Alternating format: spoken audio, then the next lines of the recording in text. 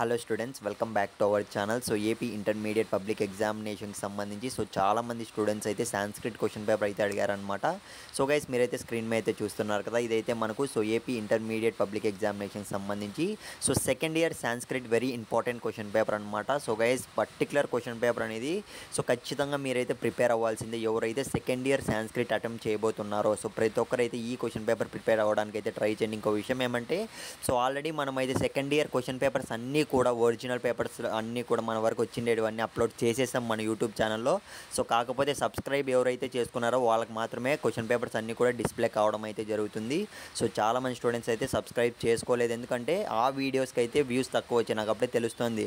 మీరు కనుక ఆ వీడియోస్ చూస్తే ఖచ్చితంగా మీకు యూజ్ అవుతాయి ఫ్రెండ్స్. ఎవరైతే సెకండ్ ఇయర్ స్టూడెంట్స్ అయితే ఫర్దర్ ఇంకా చాలా టఫ్గా వచ్చే క్వశ్చన్ పేపర్స్ కూడా ఉన్నాయి, అందుకే చెప్తున్నా. గైస్, సబ్స్క్రైబ్ చేసుకొని పెట్టుకోండి. నేనైతే ఖచ్చితంగా రియల్ పేపర్స్ రాగానే వెంటనే అప్లోడ్ చేయడానికి అయితే ట్రై చేస్తాను. ఇకపోతే స్క్రీన్ మీద అయితే చూస్తున్నారు కదా, ఇదైతే మనకు Sanskrit very important question paper guys. ఒకటికి రెండు సార్లు అయితే మీరు ఈ పర్టికులర్ క్వశ్చన్ పేపర్ అనేది ప్రిపేర్ అవడానికి అయితే ట్రై చేయండి. నేనైతే వీడియోస్ కూడా లెంతీగా అయితే చేయట్లేదు, ఎందుకంటే మీరు కావాలంటే అతి తక్కువ పెడితేనే మీరు వీడియో పాజ్ చేసుకొని మీరు ఈజీగా అయితే క్వశ్చన్ పేపర్ రెఫర్ చేసుకోగలరు అని అయితే నేను తక్కువనే చేస్తున్నా. ఇకపోతే ఖచ్చితంగా మీరు ఇంకా ఏ క్వశ్చన్ పేపర్ టఫ్గా ఫీల్ అవుతున్నారో కామెంట్ చేయడానికి అయితే ట్రై చేయండి. All the best. సాంస్క్రిట్ అయితే టఫ్గా వచ్చే ఛాన్స్ ఉంది ఇయర్.